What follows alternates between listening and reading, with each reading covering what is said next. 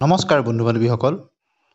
যোৱাকালি নলবাৰীত অনুষ্ঠিত হোৱা অসম চৰকাৰৰ কেবিনেট বৈঠকৰ পৰা শিক্ষকৰ নিযুক্তি সম্পৰ্কীয় এটা ভাল খবৰ আহিছে আৰু মুখ্যমন্ত্ৰী মহোদয়ে সংবাদ মেলত তেখেতে নিজেই এই কথা অৱগত কৰিছে। আপোনালোকে নিশ্চয় জানে যে অসম চৰকাৰৰ সৰ্বশিক্ষাৰ অধীনত ৩৫,০০০ ঠিকাভিত্তিক শিক্ষকে চাকৰি কৰি আছে আৰু তেওঁলোকৰ নিয়মীয়াকৰণৰ ক্ষেত্ৰত অসম চৰকাৰে কেনেদৰে আগবাঢ়িব সেই বিষয়ে মুখ্যমন্ত্ৰী মহোদয়ে অৱগত কৰিছে। তেখেতে জনাইছে যে এই শিক্ষকসকলক প্ৰত্যক্ষভাৱে নিয়মীয়াকৰণ কৰাৰ ক্ষেত্ৰত কিছু আইনী বাধা আছে। এই ক্ষেত্ৰত তেখেতে কৈছে যে মহামান্য সুপ্ৰিম কোৰ্টত Uma Devi versus government of ইণ্ডিয়াৰ যিটো গোচৰ আছে, সেই গোচৰ ৰেফাৰেঞ্চি তেখেতে কৈছে যে কেবিনেটৰ সেই ক্ষমতা এতিয়া নাই, যাৰ যোগেদি বৰ্তমান এজন ঠিকাভিত্তিক কৰ্মচাৰীক বা শিক্ষকক পোনে পোনে ৰেগুলাৰ কৰিব পাৰে।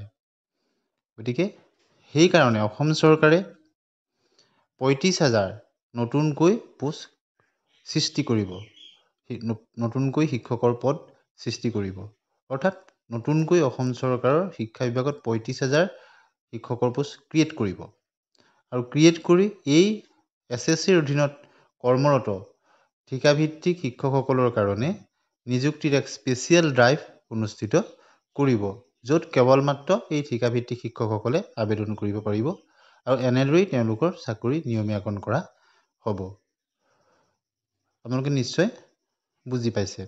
ইয়াৰ দ্বাৰা ঠিকাভিত্তিক শিক্ষকসকলৰ তেওঁলোকৰ যিটো ঠিকাভিত্তিক চাকৰি আছিল, তাৰ পৰা তেওঁলোক পোনে পোনে ৰেগুলাৰ হৈ যাব, অৰ্থাৎ নিয়মীয়া চাকৰিলৈ যাব। অৰ্থাৎ বৰ্তমান সময়ত ঠিকাভিত্তিক শিক্ষকেই হওক বা অন্যান্য কৰ্মচাৰীসকলে বিভিন্ন ধৰণৰ সা সুবিধাবিলাক ৰেগুলাৰ কৰ্মচাৰীৰ দৰে নাপায় আৰু চাকৰি কৰি থকাৰ মাজতো তেওঁলোক অনিশ্চয়তাত থাকিব লাগে। গতিকে অসম চৰকাৰে এটা খুব আদৰণীয় পদক্ষেপ লৈছে।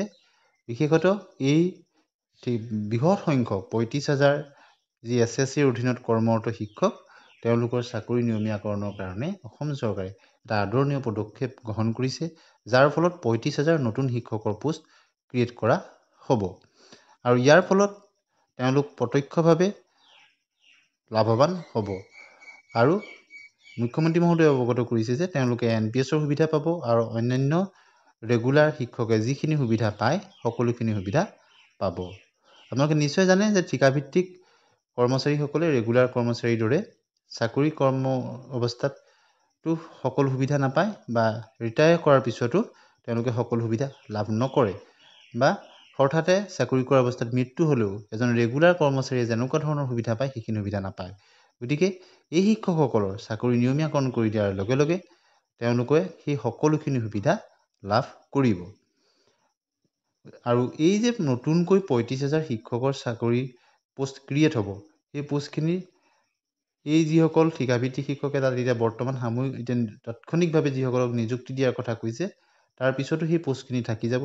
গতিকে ভৱিষ্যতৰ কাৰণে এটা যুগান্তকাৰী পদক্ষেপ শিক্ষা বিভাগত ৩৫,০০০ নতুন পদৰ সংযোজন হ'ল। আৰু ইয়াৰ আগতেও আজি কেইদিনমানৰ আগতে অসম চৰকাৰৰ পৰা যি ৩৫,০০০ যি ১/১/২০১৩ যিখিনি পোষ্ট আছিলে, সেই পোষ্টখিনিৰ ক্ষেত্ৰতো ৰিটেনশ্যনৰ ব্যৱস্থা কৰিছে, কেবিনেটৰ অনুমোদন আহিছে। গতিকে এনেধৰণৰ কিছুমান আদৰণীয় পদক্ষেপ অসম চৰকাৰে গ্ৰহণ কৰিছে, যাৰ দ্বাৰা কৰ্মৰত শিক্ষকসকল আৰু ভৱিষ্যতলৈ শিক্ষক হ'ব খোজা টেট উত্তীৰ্ণ প্ৰাৰ্থীসকলৰ ক্ষেত্ৰত আশাৰ ৰেঙনি আনিছে। যিহেতু ঠিকাভিত্তিক কৰ্মচাৰীসকলৰ অনেক সমস্যা থাকে আৰু বৰ্তমান যি নতুন শিক্ষানীতি, সেই শিক্ষানীতি অনুসৰিও শিক্ষানীতিৰ যিখিনি পৰামৰ্শাৱলী কমিটি আছিলে, তেওঁলোকেও ঠিকাভিত্তিক শিক্ষক বা কৰ্মচাৰীসকলক নিযুক্তি নিদিবৰ কাৰণে পৰাপক্ষত বিভিন্ন চৰকাৰসমূহলৈ তেওঁলোকে পৰামৰ্শ দিছে আৰু অসম চৰকাৰেও গতিকে এই ঠিকাভিত্তিক শিক্ষকসকলৰ সমস্যাখিনি সমাধান কৰি তেওঁলোকক কেনেদৰে ৰেগুলাৰাইজেশ্যন কৰিব পাৰি সেই বিষয়ে তেখেতে যোৱাকালি কেবিনেটত সিদ্ধান্ত গ্ৰহণ কৰি কাৰ্যপন্থা লোৱাৰ কথা অৱগত কৰিছে। আহকচোন মুখ্যমন্ত্ৰী মহোদয়ে যোৱাকালি কি মন্তব্য কৰিছিলে আপোনালোকে এবাৰ শুনি লওক। সৰ্বশিক্ষা অভিযানত কাম কৰি থকা শিক্ষকসকলৰ চাকৰি নিয়মীয়াকৰণৰ এটা ব্যৱস্থা চলি আছিল। ৰাজ্যৰ এডভোকেট জেনেৰেলে আমাক এটা অপিনিয়ন দিলে যে চৰকাৰে উচ্চতম ন্যায়ালয়ৰ উমা দেৱী গোচৰৰ পৰিপ্ৰেক্ষিতত কাৰো চাকৰি নিয়মীয়াকৰণ কৰিব নোৱাৰে। কেবিনেটৰ এই পাৱাৰ উচ্চতম ন্যায়ালয়ে প্ৰত্যাহাৰ কৰিছে। তাৰ পৰিপ্ৰেক্ষিতত আমি কাৰো চাকৰি নিয়মীয়াকৰণ কৰিব নোৱাৰোঁ।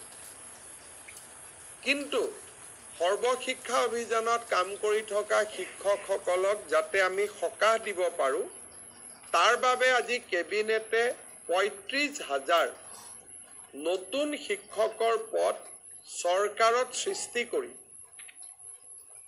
SSৰ শিক্ষকসকলৰ বাবে এটা স্পেচিয়েল ৰিক্ৰুটমেণ্ট ড্ৰাইভ কৰিব খুজিছে। অৰ্থাৎ এই বিশেষ ৩৫,০০০ পোষ্টত অকল SSত কাম কৰি থকা শিক্ষকসকলেহে আবেদন কৰিব পাৰিব আৰু বাকী নিয়মীয়া যিবিলাক পোষ্ট তাত ফ্ৰেছ কেণ্ডিডেটবিলাকে আবেদন কৰিব পাৰিব।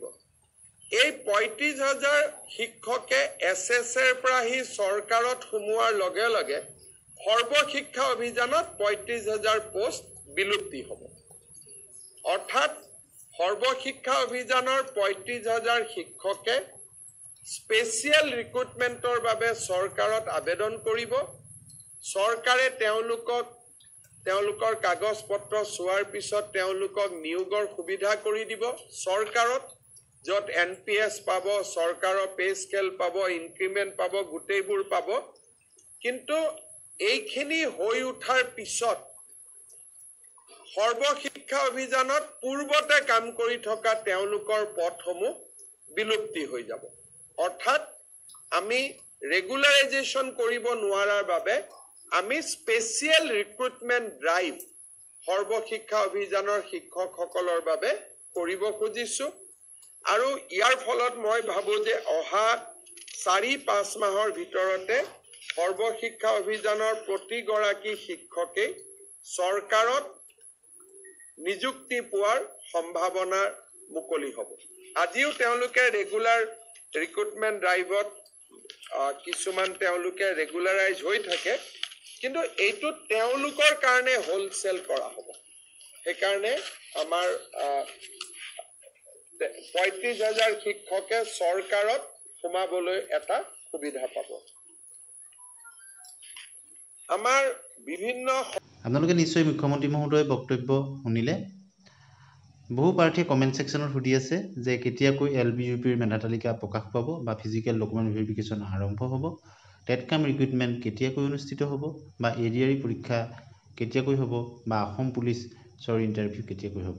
এই সম্পৰ্কত মুখ্যমন্ত্ৰী মহোদয় বা বিভাগে জনোৱাৰ লগে লগে আপোনালোকক জনাবলৈ চেষ্টা কৰিম। আজিলৈ আহোঁ, ধন্যবাদ।